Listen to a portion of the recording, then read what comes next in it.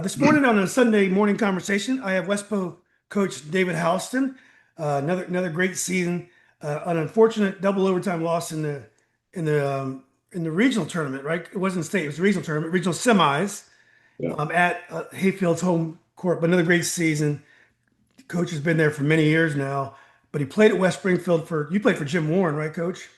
Yes. And then you Yes. coached under Dick Wickline at Springfield. Coach, good to see you again. Thanks for doing this. Oh, thank you for having me on. Good morning. Always an honor to be on here with you guys, and you and everybody that always watches you. Well, thanks for saying that. Thanks for being on because the pay is not great. Hey, look, I mentioned your postseason loss. How do you process? Only one team can truly be happy when the season's over. I guess the further you go, maybe the better. But how do you process losses like that? Do they stick with you for months, years, weeks, or are you able to just enjoy the process and the process of building teams and young men? How do you deal with it? Well, it stays with you forever. There's no question about it. One couple things that stays with you forever. It was two of my guys' last games, and they had been with me for a long time. And then it turns into almost an instant classic. I mean, it's a double overtime game that we had a shot to win, and they had a shot at 2 seconds left. I mean, on the road, and it was a season where we weren't expected to do well. Nobody thought much of us because we had a lot of guys that transferred. We lost 10 players. We returned two guys, and then those two guys plus my younger guys got us, all the way to that point, which is 2 seconds away from going to the state tournament or repeating as regional champions because we were trying to do that. So for that, it's going to stay with me for a long time. But the process of that overtime has allowed me to, really be proud of that. Proud of the process that got us to that point. Proud of the guys that stuck around and really helped lead us, and then let us know that the stuff that we've been doing within our program, to be able to play at a high level at that point of the year had been working, and was still working. So it hurt because we wanted to go back. It hurt because I thought my guy got fouled and he should have had a chance to go to the line and shoot three. And then if he makes if he makes two, we go. If we did, he might not make any of them. So that hurts in that sense. I talked to actually that kid, Michael LaForte. I talked to him last weekend. And he's going to remember that forever. But I think for the people that were there, they saw us, fight all the way to the end with, a lot of guys whose names they didn't even know, against, a big on the road against a big time school. So it just was also motivation. I had a lot of young kids, so to get back to that point, it's all right. It's all right. It hurts, but it's part of the process, part of the game. Only one team can win, like you said. I forgot about that unfortunate play. Uh, is Yes, it's tough, and I know it's a coverage issue, and that that happens. I'm a big proponent in two-man crew. I know that you're supposed to have better coverage with three-man crew, and I think that's not just local folks. That's what most officials believe. I still believe you get more responsibility and you just make the call with two-man easier. And but that doesn't, that was a tough one. Coach Poindexter refers to you as a postseason coach, or that your teams are always tough in the postseason. I'm not sure how he phrased it. Why do you think he says that about you? I mean, we're always there at the end, and I think our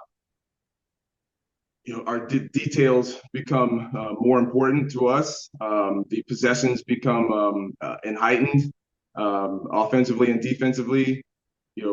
At that point of the year, we are scaled down on our rotations, and I think we're chiseled to that point. I typically have my teams play good schedules. We play good teams, and so by the time we get there, I think that we have kind of figured out how we want to play in our style. And I think our style has just been rough and rugged. It's always been that way. We've been athletic, pretty athletic, but we like to play physical, play the game physical, near and around the basket.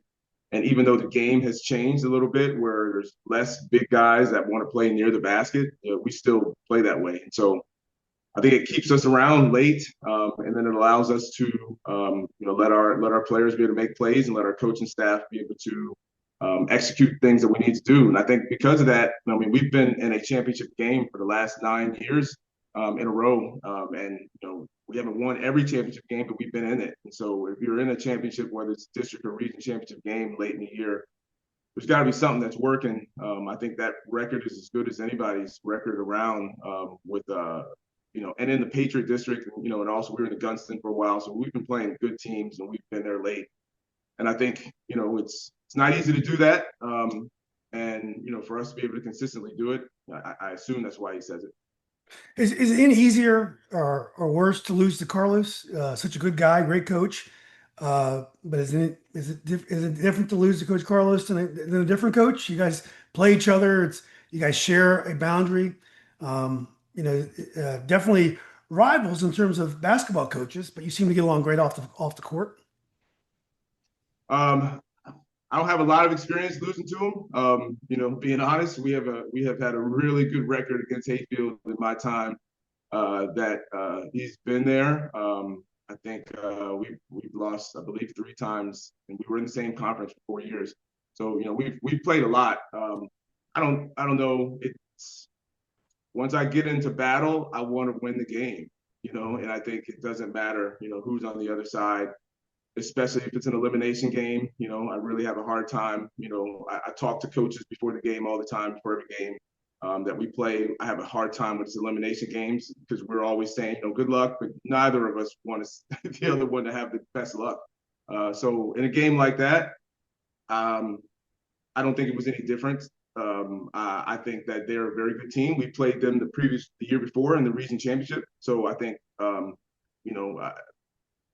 did it feel better beating him, in double digits in the region championship? Did it felt worse losing? I think it was, it's a game that we both really wanted to win. We competed at a high level. And sometimes, he was able to come out on top this year. So we've been around each other for a very long time. I've known, Coach Poindexter, since he was in middle school. So been around his career to see what he's been doing at Hayfield. And, we've done well over at West Potomac at the same time. So Yeah. it's always nice to see guys do well. And, that's about it.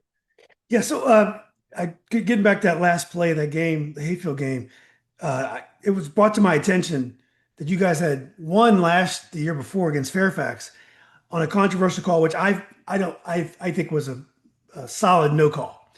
But I remember, as you saw on Facebook, everyone had an opinion about that call.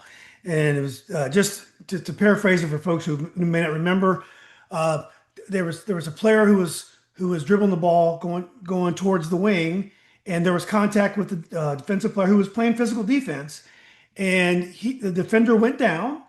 The shot went up. Guy got a rebound, offensive stick back, and they won the game. Some folks wanted to foul on that contact.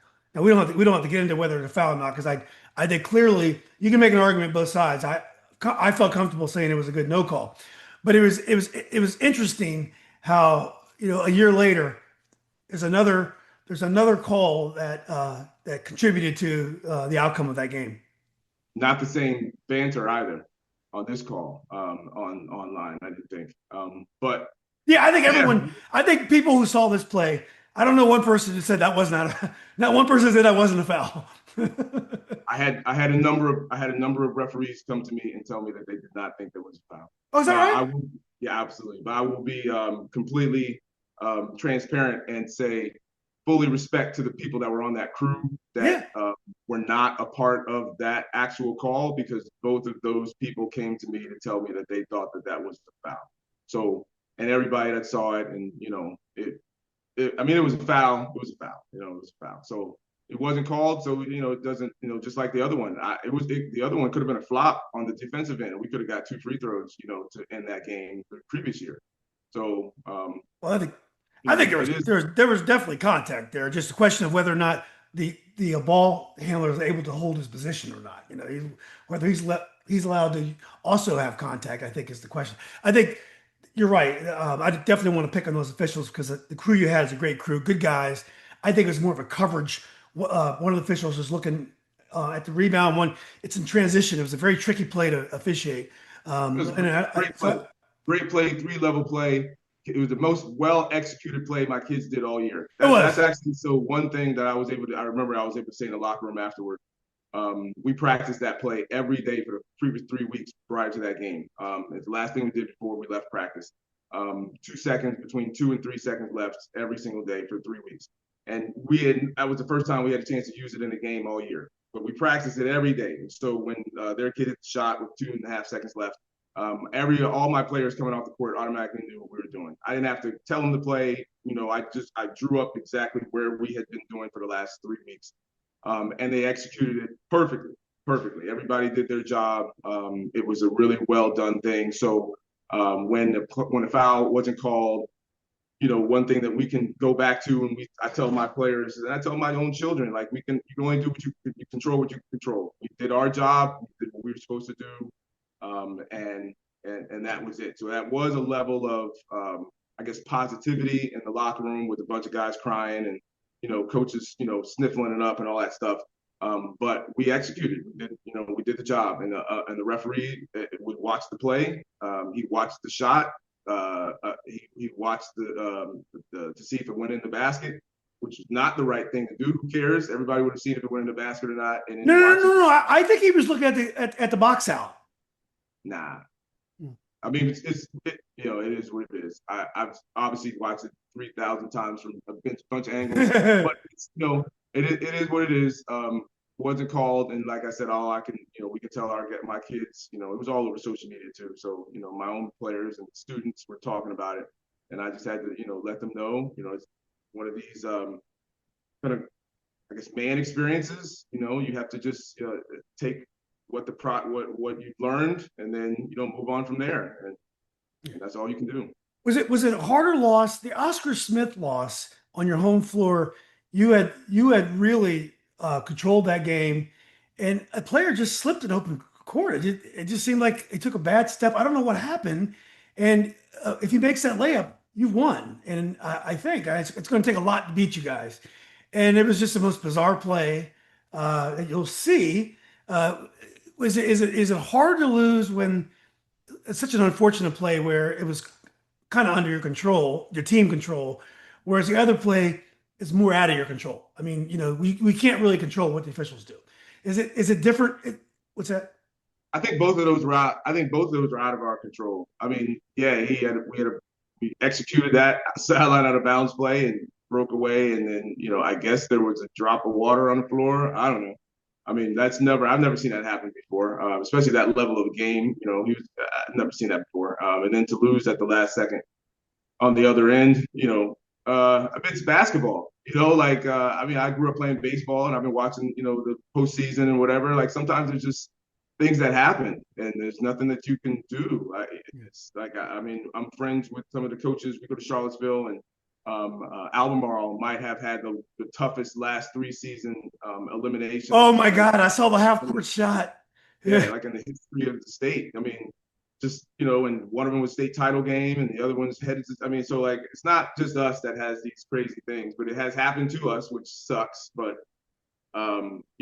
what I love is that we're playing in games, which I wanted to do when I got the job. We're playing in games that are meaningful late in the year, whether it's March or February. It's meaningful. The stands are packed. Like people are invested in it. It's stuff that we have trained in June and July, and shoot, way back in May, in April, and all that. We're training to get to some place, and we get there. It's high level. The community's showing up at school. The teachers are getting kids out of school, high fiving them in the hallways. Good luck and stuff. I mean, that's a those are experiences that I'm sorry. I hate that we didn't win the game. I wish we would have won. Cool cutting down nets, but like what an amazing experience! Double overtime at Hayfield. What an amazing experience. A home game at Oscar Smith. I mean, it was at 55, almost 60 alumni basketball players of mine that were there watching the game. Like it was cool things that will be, really unforgettable. But yeah, we want to win it, but can't win them all. People who don't follow high school sports don't know what they're missing. My daughters always say, "Dad, why do you go?" I went to a game yesterday. Why do you go to these high school games? People they don't if you don't follow it, you don't know what you're missing, the emotions of the whole thing. Now, I did notice against Hayfield last year, your player that came back from O'Connell, was it Justin? Chris Chris Morris was the last name? Morris. Chris Morrison. He was a he defensively. He just seemed to change the game against Hayesville. I watched it online. He was all over the court. Did he make it? He had a huge impact when he came back. Is that correct? Well, yeah, he left. He was a first team All Region player. So Yeah. yeah, I mean, he was the best player on our team. When he left, and so when a guy like that returns, he's not going to make it worse. We had played over half the season without him, so we were really finding our way and getting our way with before he came back. And then once he came back, he certainly helped. He was all defensive player the previous year. I believe he may have been all defensive freshman too. Can't can't remember. I know he was second team all district as a freshman, first team all district and region as a sophomore. So it was expected that he could come back, and he was a very good defender all the way around. So that was not anything shocking. The rest of my guys, I thought, played amazing defense. I mean, it was a tough game, tough to score in that game. Yeah, your kids did a great job boxing out as a team, defended real well. Did that kid is Chris back this year? Chris is not back this year. He is Okay. one of the players that in our area of that class. I think we talked in the podcast a month or so ago about the class 26 kids. So he is one of those class 26 kids that has transferred again. So he was there with us, finished the school year. The expectation was that he was going to finish, as a senior, and kind of a last minute decision, family decision that he would go somewhere else. Now, do you think, from what I understand, this is the last year they're going to allow kids to come back in the middle of the season, and we've had some huge uh, impact by players coming back. Colin Bird last year came back to Tuskegee, had an unbelievable season, led them to the state quarterfinals. Chris, as we mentioned, from West Potomac came back. We all know about was it Jaden, the guy, the kid came back from Potomac like a week or two before the Oh, okay. playoffs. A few years Yeah. ago, he was at Episcopal, I believe. So these players come back and they're not having a great experience where they are. They're in the school district, so they pay taxes. They're eligible to go to a public school. I guess the question is whether they're eligible to play. Um, do you think they should change the rule and not allow kids to come back? Or I kind of like it, but I do understand it can mess up the seedings in the postseason. I mean, I think there should be a level of cutoff date, cutoff time, cutoff game. So, and I know that there is like you're only allowed to play 30 games, I think. That's right. GHSL is 30. So that's a combined, however many games you play. But for some private schools, they chunk their schedule early and they play lots of games early, like kind of pre-Christmas, and then some schools chunk them late in January, and they're 3 to 5 games, sometimes a week. So that doesn't necessarily coincide with our district, like public school district schedules. So I think there should be a level of rules. I mean, that's not going to happen anymore anyway, but it should be a level of rules where there should be a certain amount of games that somebody should play. Like I knew where, like in Chris's situation, he wasn't playing. He wasn't playing at all. Like in some games, wasn't even in the building. And as a junior, coming off of the as well as he had done the previous years, like for a kid, that's how is that helping a kid at all? So it was probably around Christmas when the ball started rolling with him to come back, and he probably a couple of weeks after New Year's. Where some guys I've heard, are coming back the last week of January, the first week of February, where you're literally down to the last 4 or 5 games in the conference play. So yeah, that changes the way the conference is run. I mean, we were a third seed when he came back, and we finished a second seed. So it isn't like we jumped from a 7 all the way to a 2, right? We were already right there. Um, but I think once you do that, if you say that there's a cutoff date, then you might encourage, I won't say discourage, might encourage people to do their research a little bit more before making a move. Yeah. Do you think it's okay that the rule that they're taking that ability away next year, or do you support that? Do I support? In my career, we haven't had like I think. Well, Chris is definitely. I mean, I've never had a guy leave and then come back. So we haven't had transfer kids come in. I really have over 21 years I think we might have had three kids that transferred and they came in as sophomores or a senior that was someplace else. And, I didn't even know who this kid was and they came over. So we have been working with our own summer camp kids that I've known since they were 5 and 6 years old that have been populated my program over 20 years. But I, in this experience of, having a kid leave and then come back and recognize like I don't think it was the best decision to leave in the first place, and not just basketball wise, but a lot of other things. And so, was it if we're looking out for the best situation for the young man, young adults, we're looking out for the best situation for young adults to deny somebody a movement when, like you said, they're paying taxes to live right next to the school. Maybe somebody made a poor decision. I think to deny that would be wrong. I do. But I think that there's too many people abusing it.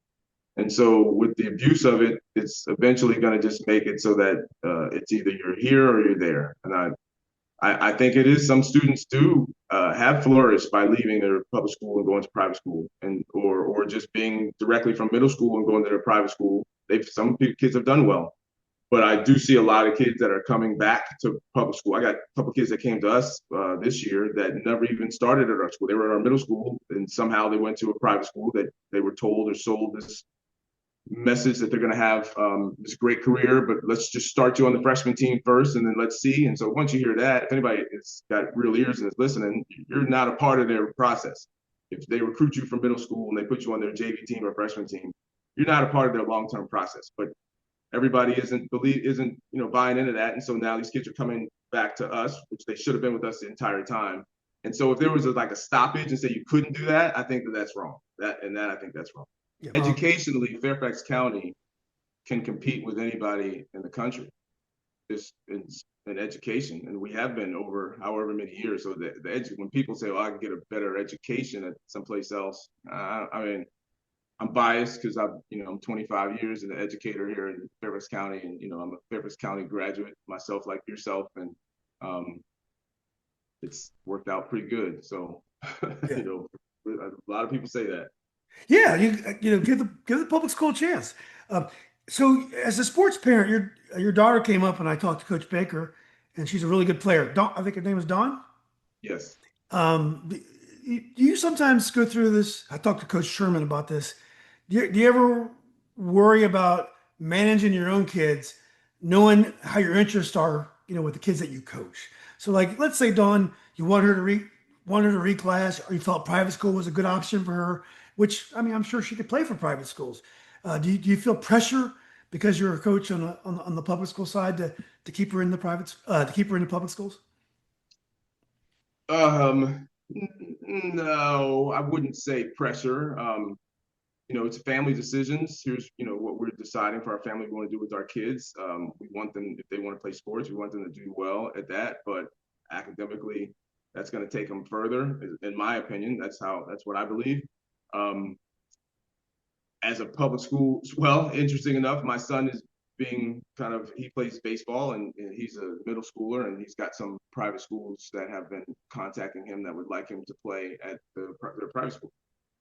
And he also plays basketball, and I coach, and so like he would play for me likely if he was to come and continue playing. And so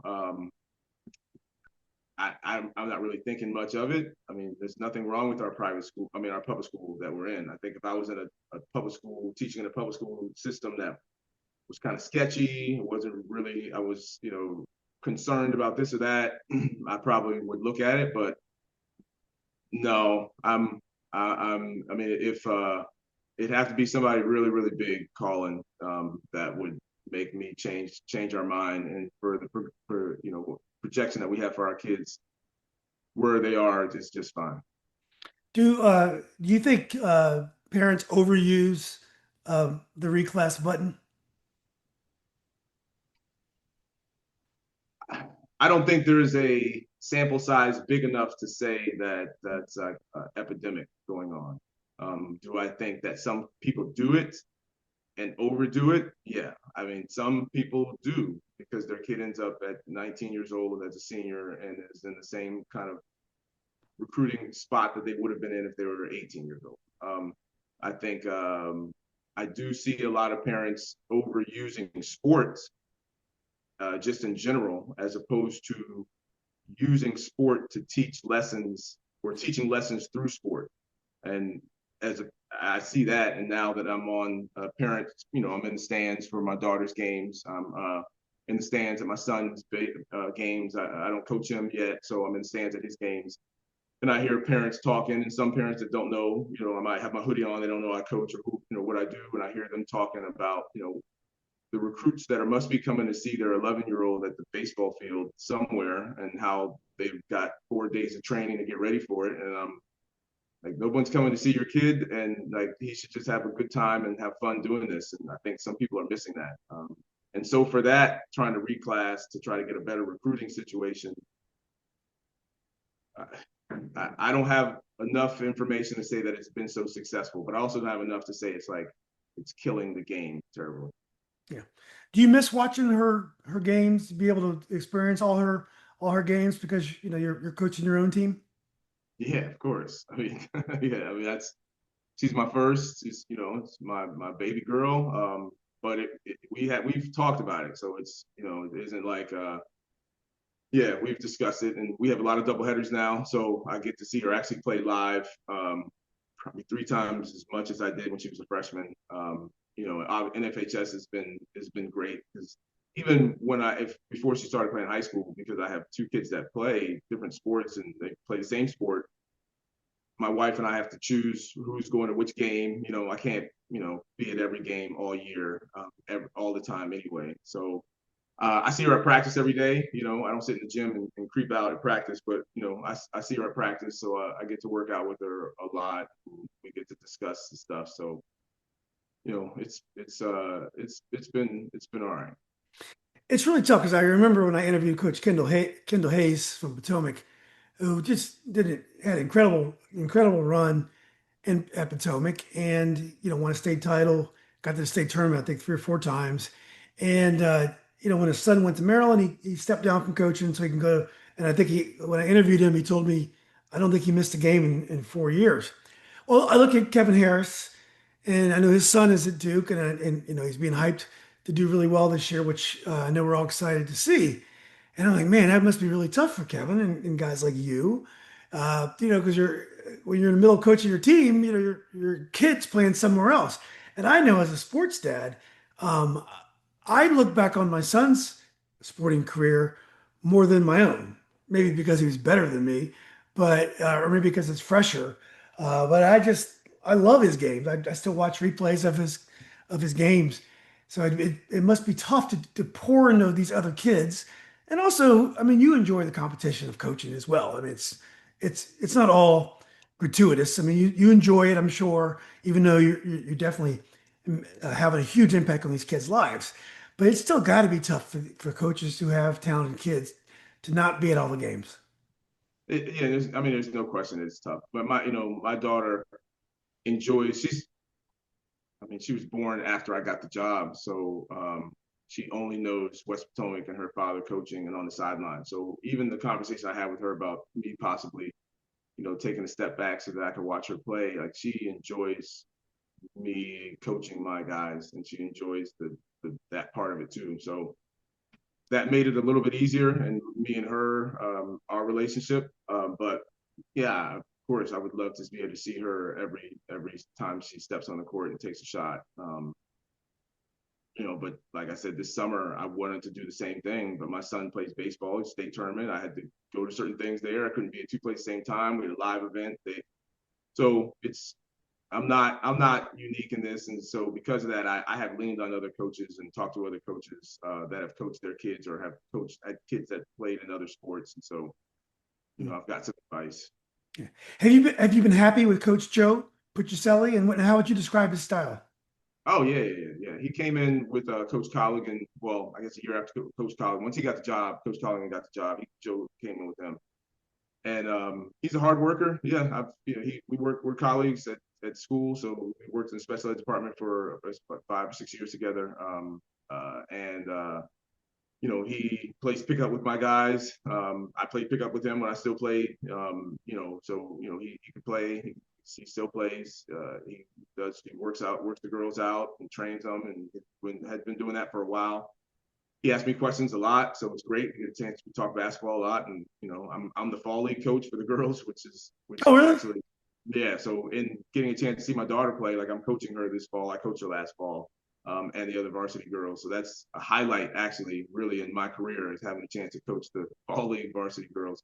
Um, but yeah, Joe, yeah, he's good. He's driven. He wants the girls to do well, and he wants to compete at a high level. So for that, if anybody walks in the doors and is thinking that way, yeah, you and whoever you are and we're gonna get along. We're gonna get along. Yeah.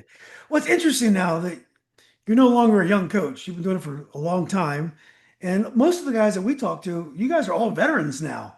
And then you have a new generation of coaches like Coach Joe, and there are others.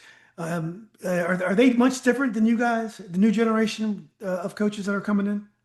Oh yeah, significantly different. Actually, I saw Coach Bentley, and I saw Coach Mitris yesterday, and I saw W&L, but I didn't see Coach. I didn't see their coaching staff at all. I just saw their jerseys a long way away. So Coach Dobson, I didn't see, but I knew that we're the old longest running coaches at 20. I think Coach Bobby Dobson is at 20 or the longest, whatever longest, and then Coach Mitris, and then Coach Bentley, and then myself and my staff. And so I think the difference is most of us had not all most all of us had mentors, and all of our mentors were likely coaching pre 3 point line. They were coaching a whole different style of way that the game was played. They were coaching where, like, if you were a shooting guard, that's who shot threes. Like, that's it. Four men that shoot threes. And so we all had to transition into the game, how it's gone from maybe you had 16 threes in a game to now you could have 16 and a half. I mean, that's not outrageous to see a team have 12 3-point attempts and a half. So yeah, we're different. The way that the way that we the younger coaches, they don't have that level of understanding the change over the game. They're just into it right now. The rules are different now with the things you can do and can't do, out of season rules. So yeah, it is different. It is different. But it's for me, it's cool to connect with Coach Joe. Not like he needs a mentor. He's got his uncle Coach Colligan is there, but like he and I talk a lot about the game. And so connecting with somebody who's starting, and when I was in year 21, and that they were year one at their head coaching career is really cool to have this conversation. Yeah. Well, I don't I used to consider myself a real student of the game. And now when I come watch the game, I don't really know what's going on like I used to. The screen for the screeners, the back screens, and the game is so much more different than it used to be. But I'll try to watch videos, and I'll watch the other Europeans play it, the WNBA, the colleges. And the tactics of the game are fascinating now. And I don't think you have to go down that road if you don't want. I think you can keep it very basic and focus on player development and inspire your kids and all that stuff. Where do you get your inspiration? Do you find yourself evolving? Where do you get your inspiration? Do you find yourself evolving? Are you basically doing the same things you've been doing all these years? Um, Philosophically, organizationally, and discipline wise, been doing it the same. So organization, being organized and being disciplined and stuff, been doing the same. But the way the game is moving, you have to evolve with the game in certain aspects. Because if you decide to be, I'll take a Herman Boone example at TC Williams, right? They ran like 2 plays, right? And they just said, we're just going to run 2 plays. 2 plays would be great. Those 2 plays, and that's amazing to be able to do that. And say in the basketball sense, you just you run motion, or you run, I don't know, a dribble drive. Other teams you play are going to be evolving and running so many different, like you said, dribble handoffs, screen to screeners, back screen stuff. So if you're not actually also adapting that into your game or your system, then you're going to be lost when you see those teams. You're not going to have a clue how to defend that type of stuff. So I think it makes it almost inevitable that you have to evolve with it, with what's going on. The evolution of the game that I like the most is the fact that players, when I was in high school, definitely when you were in high school, were in a box. You were in a box. You were 1 man, a 2 man, a 3 man, a 4 man, a 5. That's kind of what you were, and you weren't really allowed to get outside of that box. You didn't see a lot of 5 men bringing the ball to court, and the ones you did, they went on to be the best players of all time type deal. You didn't see four men bringing it up. You saw specific guys posting up. You didn't see ones posting. You didn't see twos posting. Where now, I think part of the game I like is that there's no real, it's a blank canvas, and you don't have to traditionally do 1 through 5 and have to be your point guard. Like my two guards the last couple of years have been pretty much rugged and rough like football players. They came off the field, and if you backed up, they probably wouldn't hit a three. If everybody left the gym. But years ago, that person would have had to have been like a 4 or something. So I think the evolution of the game of that I like, and I get. We go to team camp at Randolph-Macon. I'm close with Josh Merkel, Coach Merkel down there. He was coach, national coach of the year. They won a national championship a couple of years ago. Every time we go to camp, I hang out with him and we just talk. I always talk about like what's new happening. What are you picking up? Previous to us doing that, my coaches, Coach Mitchell when I was at Coppin, and Coach Brown when I would go to Coppin State every year, and I'm still close with the coaching staff there now, and just talk about what's the new things that they're learning and looking for at college, and then trickle that down to us. But I do see some teams though overusing certain strategies and tactics and stuff, and not working on some fundamental player development, and triple threat and the old school stuff still works. But I get my inspiration from that, and I watch if I want to find out like some really good sets and sets in the sets, WNBA is by far the best thing for me to watch.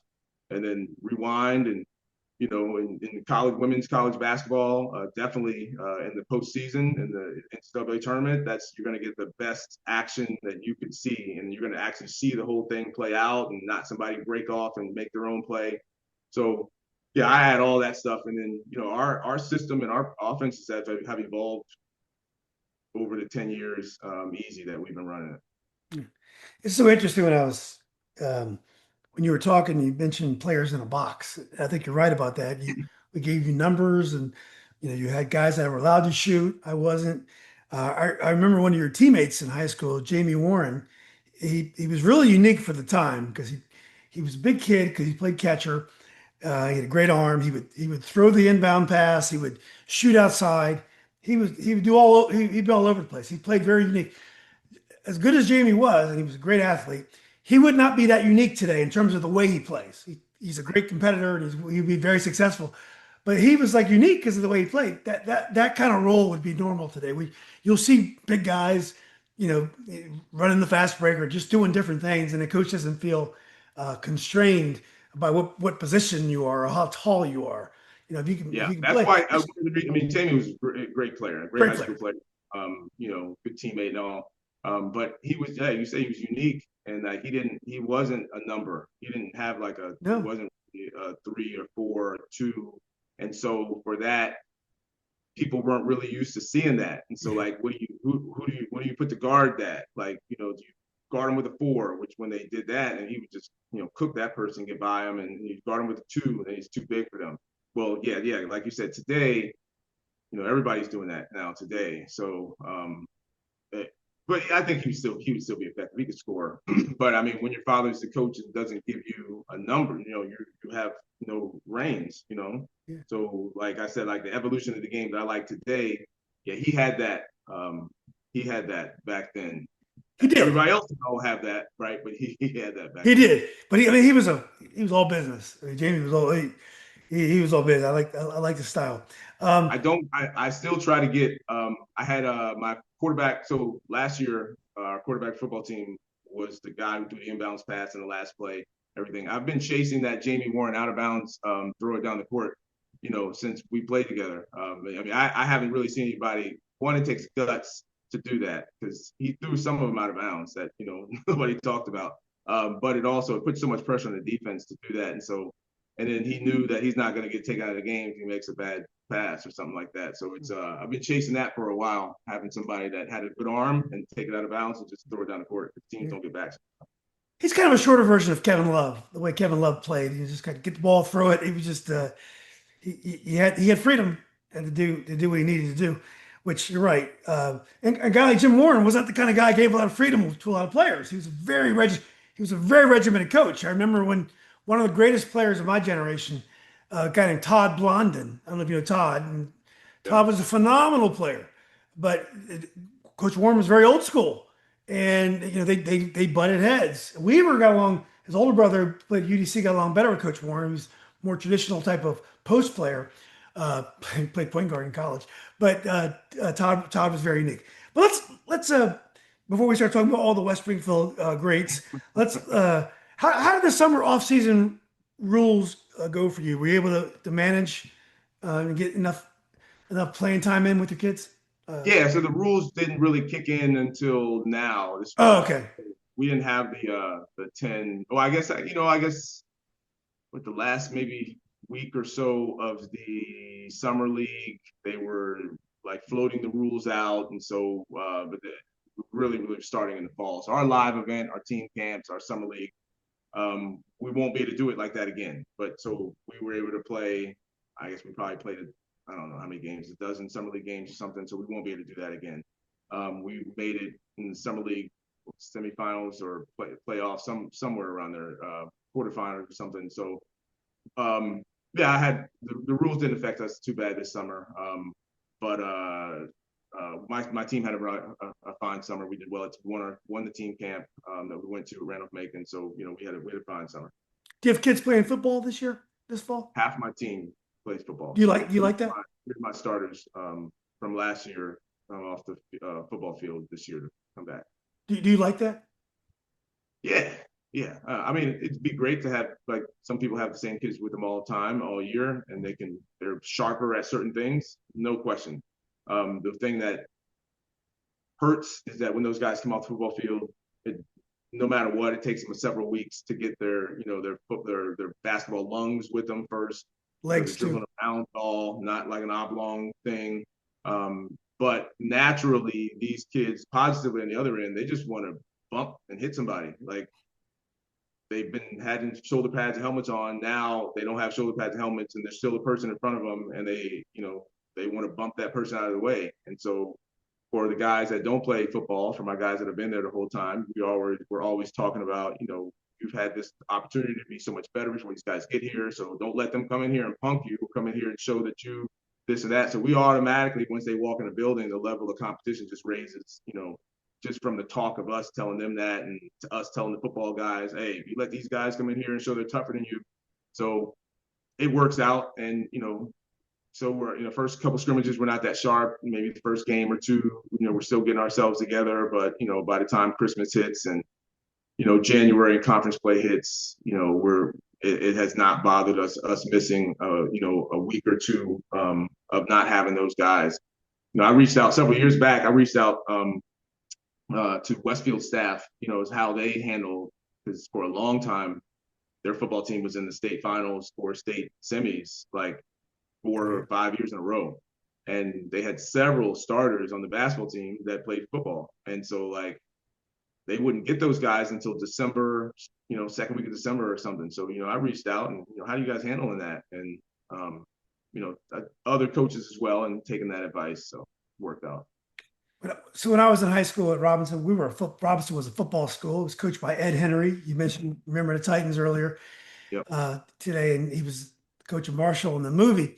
Anyway, we had a pretty good team, but our district was very tough. I think we had 8 or 9 Division I players in a 6-team district, but we had a good team. I remember we had got second in a team camp, and and the all tournament team with that team camp was Richard Morgan, who played at UVA, and a guy named Herbie Brooks, who was a star of West Virginia, a whole bunch of great players. And we had this kid named Brian Smith from our team, and made another kid named Jeff Bowling, who played at Air Force, on this all tournament team.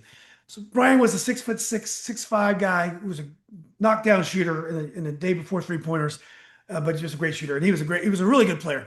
Unfortunately, when the football players would come off the field, they would just beat the crap out of him. So by the time we got to the regular season, he wouldn't even start. And because the coach wouldn't call fouls in practice, and so we all knew that Brian Smith should be on the court, and he had these football players, playing all the time. And look, they're my boys, but they weren't very good. We did raise some hell in the district because we were physical, but we had this kid on the bench that would get beat up by football players in practice, and then his senior year after we graduated, he finally had a good year, averaged 12 a game, and I played with him in college. We both went to UVA. He was just phenomenal player, but our coach, my friend Bob McKay, who I love, he just didn't know how to use him. But anyway, that's I digress. Unless you wanted to respond to that. Well, I would say that I talked to some old coaches. Coach Wickline and I talked about this probably one of the first times I even met him, and he just would throw things at me, and I didn't know what he was saying until years later. It started making sense. We would ask questions about your starting lineup, like what's the best option to go with, right? Do you go with your best five shooters, your best five defenders, your best five scorers, maybe your best five ball handlers? Sometimes your best five toughest guys, and every coach has a different philosophy of what they think is going to work. Sometimes your best scorers can't guard anybody. Sometimes your best shooters, they can't run the floor very well. Sometimes your best toughest guys though aren't very skilled. But every coach has their idea. We work on it at our place. It's straight merit. Like if you beat this guy out, then you're going to get his position, and it's that simple. And it doesn't. I don't care that you are a football player or not a football player. Or we got golfer. We had a golfer a couple years ago who started for us. And so if you're good enough, you're good enough. And we do enough individual one-on-one competition stuff and practice and tryouts to show physicality. Like there's the ball, there's you, there's the basket, there's this other guy. Only one of you's coming out. And sometimes it's a football guy, sometimes it isn't. So for us, that's how it works. Yeah, it's tricky to know which direction to go, and a lot of times, the direction you pick is going to affect the development of those kids. The kids that you have confidence in are sometimes are more likely to justify that confidence in you, and the ones you don't have confidence in are more likely to become someone who fills out the bench. So the decisions are huge, but you hope the guys can overcome whatever decision that you make, and you still find a way to inspire those guys as well. Now, you mentioned earlier that you had some turnover this year. You had some kids that was their last game last year. Do you have a strong sense of what your lineup was going to be now, or is it still kind of evolving as we near the season? I think we have a lot of returning kids. So I didn't lose a lot. So we have a lot of kids that are returning that played a lot of minutes. And we have some our younger guys getting into the mix, but I would suspect that we'll be a pretty senior laden team this year, where it hasn't been that way for a while. Yeah, a couple years ago we were, but I knew that this class of mine, this class of 26, even without minus those guys that left, was going to be a really, really strong class for us. We knew that when they were eighth graders. So I think we have a pretty good sense of who some of the guys are going to be. Now, and how we're going to play. I think we have a good sense of that too. I mean, it worked out for us this summer the way we played. It worked out last year the way they played. So I think we have a good handle on it. And you're optimistic about your team this year? Yeah, optimistic about getting the best out of them. Absolutely. That's all. I mean, that's all. Only thing I can guarantee. If I get the best out of these guys, that's all I can do. And I think getting the best out of them will put us in a really good position in the league. And that's how we've handled it every year. Not just saying like, oh, we want to be first in the league, or we want to win. That we want to get the best out of our guys, and hopefully, and it has worked out that way. That them playing at the best that they could play at the time. That us leaving Hayfield, that was the best that we could play that day. That was against that team that day. That was we didn't play great. We missed some shots. We made some errors, and execution went right one time, supposed to go left. Late in the game, a guy made a mistake. We had two in-game shots that could have won it at the buzzer that we missed. But as far as like playing hard, executing our stuff, that's as good as we could have done at that time. So that's all we're trying to do again this year. I think we'll be all right. I think we'll be okay. And you think if they maximize, they can reach a high level? I do because we play very physical. We play in the 1-2 possession game. We play right around the basket a bunch, and a lot of teams don't like playing that way. Now we can lose for sure. I mean, we lost. We was fall league, but we lost yesterday to Woodgrove. Yeah, Woodgrove, who drove 4 hours darn near to come to the game. So they beat us. They hit some shot threes or whatever. But of course we can lose the game. But the way we play, I think, gives us a chance late, and then the kids believe in our style. And so I think that and then I think the kids believe in our coaching staff and that we can make the right calls late in the game to put us in position to win. So, in that kind of marriage of a group, and we work hard, I think we'll be fine. We'll be all Yeah. right. Well, Coach, the Patriot probably wasn't as tough as it's been recently, but it still produced a team that went to the state final. Woodson, were you surprised with Woodson's success last year? I thought their win against Oscar Smith was enormous. I thought they played really well against South Lakes in the final, although they were shorthanded. Um, were you surprised how well they played last year? I'm more surprised with the amount of people that even say what you said, that the Patriots not as tough as it's been. I was just surprised of how I hear that, my guy Mike over at South Lakes, like he loves to, throw some darts and act like, I guess, just because somebody from the district doesn't win the state championship, that it makes the league not good. But I mean, yeah, we had three of the four in the final four again, just like the previous year in the region. We, had a team in our league go to the state semis. I, I mean, we played Hayfield to a double overtime, and they won their league by a bunch, right? They beat everybody. We played them to double overtime, and then the team that we lost to in the championship by 2 possessions beat them, handedly. Yeah, I think our league was fine. I think our league was really, really, really good and strong. I was not shocked at the level that Woodson was able to play. I mean, we beat them at their place. In a straight up game. It was, it was a really good game and at their place, and it's a very close game. And then we had a lead in the finals and in the championship game at our in the district championship. So I thought very high level competition. Not shocked that they did that. Teams that don't play us on our league and our teams, top teams on a regular basis, struggle against us. They absolutely struggle. It didn't shock me that they would go down to Oscar Smith and play well. They had a different style last year that Woods typically doesn't have. Kalen was, he was different. Obviously, they're no all their guys, and not having Noah certainly hurt in the finals. But the way they played was, they were offbeat a little bit, not negatively offbeat, like you think you're guarding a system style of the offense that they run, and then Kalen just blows by you and goes downhill, right? That's hard to prepare for if you're not someone who plays them regularly. We play them regularly, so we are able to, play them at that where when you see us and even just our league play teams out of our league, we pretty much do a pretty good job against them. Yeah, I think the Patriot definitely had good teams. I think in the past, 3 or 4 years ago, I mean, Fairfax wasn't as strong as they've been. Lake Braddock wasn't as strong as they've been. There were absolutely no nights off 3 or 4 years ago. I just don't think it was quite that bad. Robinson was better last year. They were definitely talented. But I think who knows? I mean, obviously, in every sport, in soccer and football, If we're Patriots being always. compared to the league, to the years that we had 7 teams that were like that really could probably compete and deep in the region. Okay, well then yes, if you're talking about that, because we have in years that I've been in the league, we've had 6 or 7 teams that like legitimately could have made it to some region semifinals or something like that. Yeah. Where all right, we have 4 or 5 now, so that's still tough. Still tough. Is Kalen a Division One player in your mind? I mean, he's got the offers, so I Oh, mean, that's right. He does have offers. Yeah. yeah, you are. I think you are what the offers say you are. Yeah. And I mean, his reclass helped him Oh, because he already reclassed before he got to Woodson.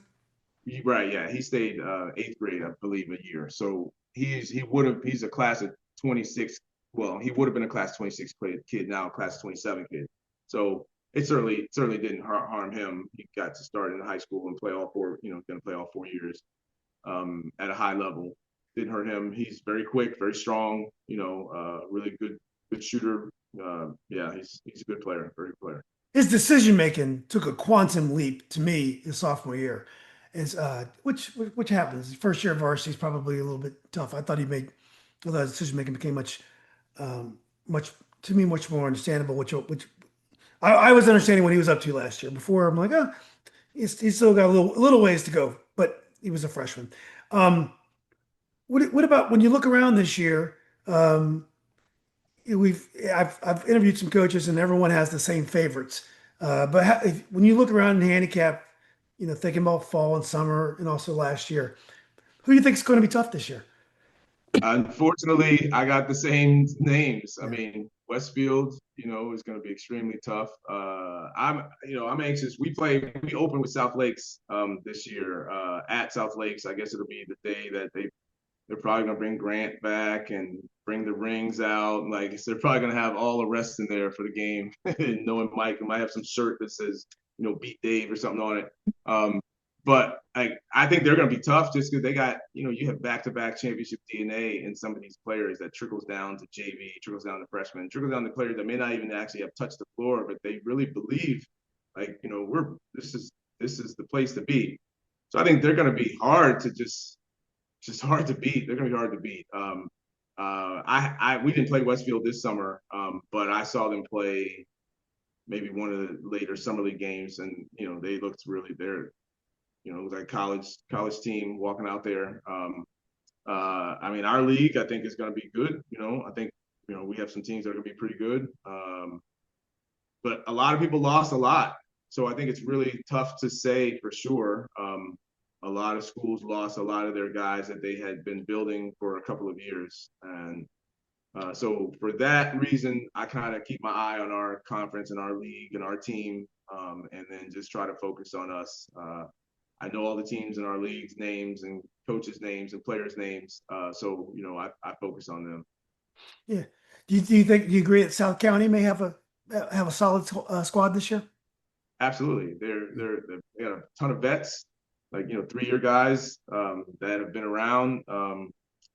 Anderson, kid whose brother played in college, is playing in college right now. Like he played. I don't know if he really came out the game much at all last year. Coach Robinson's son is coming back and he's a little bit taller now, and he's been on the court, got a lot of minutes in him. They got a couple bigs that were there. Yeah, they're very tricky to play because they're athletic. It's not sneaky athleticism. They're athletic, and you can see it right away. So you just have to put yourself in the right position. We've had good success against South County over the years. So, but we know our success has been good because we prepared, and our details are important, and you can't make mistakes against them because if you do, it's going to be a problem. They're going to be a problem. How about players? Did you see any players this summer that caught your eye? People that you may not have seen before, or at least saw them at the level that you noticed this summer? So I tell you what, I saw Ryan from Woodson, can't remember his last name, lefty. Corallo. Yeah. I saw him at a live event. I didn't get a chance to see him play much. And I was really anxious to see him play because I think he's the last guy that's on that team from their championship year, and he actually had a green light last year. So having a green light with all those guys around him, I was anxious to see him play a little bit more this fall. Hopefully, I might get a chance to check him out. I think the Macomb kid from Lake Braddock, the taller, I think taller. I think he was a sophomore last year, if I'm not mistaken, too. I think he was young. I didn't see them play as much. I kind of was hoping to check them out. I'll check some of these guys out in this fall. I saw West Springfield play a bunch. They have a bunch of guys that's returning, that are returning, that have grown and gotten taller. So, outside of that, there wasn't anybody that like snuck in out of our conference that play. I saw those a bunch of live teams, and so some of those teams that we talked about in the podcast, I saw some of those guys play that aren't in our league, and they're like 4A and 3A. And Tuscarora, I saw them play a couple yesterday. They got some really good players. We played Woodgrove, right? They got their guards pretty good. A couple of good lefty guards they have over there. So I've seen some really good talented players this fall and summer. Yeah. Well, Coach, just to shift gears to end, I want to. I know you have a passion of African American history, as I Yeah. do as well. Have you noticed any changes? The current political climate are making diversity issues a little bit tougher to talk about. My son is African American history major at UVA, and very proud to be so. But there are pressures about teaching history. I know this hits close to home for you because you're passionate about African American history. Have you noticed any changes or any? Is it become more challenging to teach African American history in the schools? Um, well, I'm the AP African American Studies teacher at West Potomac High School, and it's AP been AP class for 3 years now. It's only the second year after its pilot year, so this is our second actually full year of it. The College Board and the AP Advanced Placement, and the College Board has created a curriculum, and we follow the curriculum. And I would say that the curriculum is extensive. It allows opportunities to dive deeper into African American studies and history. And so for that, no, I teach U.S. history. I teach U.S. history and teach U.S. history honors, and so I throw pieces of African American studies into my U.S. history classes, which is all American history anyway. Some of it's in the curriculum, some of it isn't, and I haven't had much pushback personally. Now I know that some other schools and I have family that teaches in other states, they are having a much tougher issue of being kind of regulated to what they could talk about and couldn't talk about in class. I haven't had that. We have great discussions in my class. I send an email home to the parents early in the year explaining what we're going to be doing, and that it's going to be some hot topics. And so I'm really happy. My daughter is in my class, which is actually really cool. So I'm the only teacher that teaches the class, so she has to take it. Take me as a teacher, and we have discussions about the stuff. And I feel like I'm teaching facts, and for that, I haven't had much issue. I am saddened for my family that teaches in Florida that they don't have the opportunity to even have this course. I'm sad for some of my family members that teach in the state of Georgia that in certain counties that are being told what they can and can't say about certain topics. I'm happy in my position that I am at West Potomac. I don't want to speak well, and at Fairfax County and in West Potomac that I have a voice and I'm able to use it in class, and I'm not really uh, filter. I don't have to filter it. I can say here's what the College Board says, and the College Board stuff is really really good. Yeah. My daughter expressed disappointment yesterday for the first time that they don't have a AP African American history class at Riverside. But all in all, she's been very happy we've been very happy with Riverside and her choices and the type of teaching she's getting, the teachers that she's had. But that is one big miss that hopefully by the time she gets to college is not removed from the curriculum as well. I'm Um, sorry for her too because it is a really exciting curriculum. Like it really is. There's a small community of teachers that teach it around the country, and we connect regularly in our teacher community, online teacher community, and like it's really really good stuff that like sparks the mind. I've had tons of my students that have now become African history, either majors or taken the class because they wanted to dive deeper into some stuff, and and even yes, it's disappointing that everybody didn't have the opportunity to learn it and get this, and hopefully somebody hears this and tells somebody in their county that or their school that or asks like we have this at our school, and if they say no, ask why. Like why there is an opportunity. Fairfax County opened it up 3 years ago or 2 years ago, sorry, 3 years ago to open up its pilot. My school became one of the schools that wanted to be the pilot. I was one of 5 teachers in the county to teach the class, and so then the following year, which was last year, it opened up to every school. So there's no real reason that anybody shouldn't have it unless they don't have somebody that wants to teach it or can or not can that wants to teach it, and then they're not advertising it to get the students in the class. I got 25 in my class this year. Yeah, I think we'll probably get more in that next year, just advertising and explaining what we do. We go to the museum. I incorporate sports into it. I have Coach Jimmy Lewis, who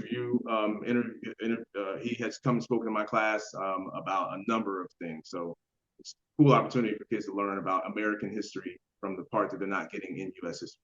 yeah. And that is also the beautiful thing about YouTube is that there's so much great African American history in all history on YouTube as well. So hopefully we can get it in curriculums and taught by professionals and credited. So, but on the at least there's access to great history everywhere, which I take advantage of all the time. So anyway, Coach, this has been great. Thanks for taking time to get together. I know you're excited. When is the first day of practice? I believe the 10th of November. So we're at about 4 weeks. 28 days, 29 days, somewhere around there. We're getting close. Yeah, we're getting close. Our weekends are, I think, about 4 more weekends to go. So almost there. It's funny because the basketball season is a long season, but it goes by so fast. But it really is a long season. I mean, we'll be doing it's like almost 5 months, 5 months. But it feels like it goes by in like 2 weeks. I just think it's longer because of the holidays in the middle or something. I don't know why it's longer than the other season because I don't think it's really supposed to be, but it really is. But Well, it's not as long for everybody. So we, yeah, so sometimes exactly. people are out there early February, and for people that get to play, into the late February or into March, while it is long, you would not trade it for the other at all. Well, it was short when I was in high school because not my team first of all wasn't great, but only two teams went to regionals from the district. So, if we lost first round district both my junior and senior year. So my season was over early February. My sister played at U-Haul in two state finals. So she got to play into March. She got almost another month than I got, at least 3 weeks. So anyway, Coach, look, I as always appreciate your time. Covered a lot of ground today. Best luck. I can't wait to see the Patriots. Always fascinating, no matter what Mike Eck says in his cozy little Concord district. So I can't wait to see how it plays out. I'm sure lots of we've talked about all these players that have graduated and are moved to private school, and how there's going to be some change. But new players are going to emerge. And when we talk in February, we're going to be talking about players we had no idea we're going to be stars. It happens every year. So we will see new players emerge, and we'll be excited to welcome them into the mix. Yeah, absolutely. I think that's how it always goes. Guys leave, we get disappointed that oh, we're so sad we can't see so and so play anymore. But that's just the way it goes. And a new person will emerge and take over. And yeah, we'll be talking about them soon. I would like to shout out my something real fast on my staff. I'm really proud about this for my coaching staff. This year, I just hired a coach, a new coach last week on my staff, and he's my fifth ex-player that's on my staff currently right now. So I have like 10. I think I've hired 10 ex-players that played at West Potomac, or nine, and then Coach Baker, who played for me at West Springfield. Nine ex-players at West Potomac, and five of them now are going to be on the staff this year. And I just think it's really cool. It was other coaches have lots of their ex-players on the sidelines, and just the idea of culture and having those guys there. And I didn't go recruit those guys. They really, they believed in something that was happening that they grew up doing and wanted to give back to their community. So I want to shout those guys out because it's not easy to do what we do. And then for people that just want to give back to kids that, are in the Alexandria community, in the Gum Springs community, or, our Janalee community, or down at Fort Hunt community, or something like that. I think it's really helpful for a coach to have people on their staff that want to give back, can give back, and they understand the level that it takes to do it. So Who's every who, program who's I'm who's the happy. new coach? Duran Etheridge, I have a coach on Duran Etheridge. He plays a class of 18. Kai, I got Shannon Harrigan's a class of 19 guy that played for me. Derek Baker played for me in class of '06. Ethan Payne played for me in class of 20, and I have Caleb Williams that played for me in class of 13. So it's spread out a bunch in my freshman, JV, and varsity levels, and I think it's unique in a situation, not completely unique. Other coaches have that, but like to have that many on, I think it's really fun for me to see that. Is the Baker related to Justin Baker that you had? Not nearly, not nearly. They will laugh. Well, my coach Baker will laugh when he hears you say that. No, they're not related at all. But that is how we are so well to know Derek Baker, the referee, and have we know what he was looking at. we know Oh, he's not related to Derek Baker, is he?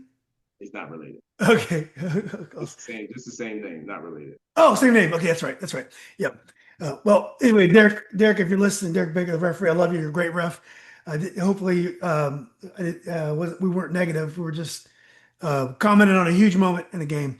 So, anyway, Coach, enjoy your Sunday, and I'm sure we'll get the whole gang on the podcast soon. I look forward to it. I really appreciate this time. It's really cool talking to you this morning, and look forward to seeing you soon. All right, enjoy it, Coach. Can't wait this season.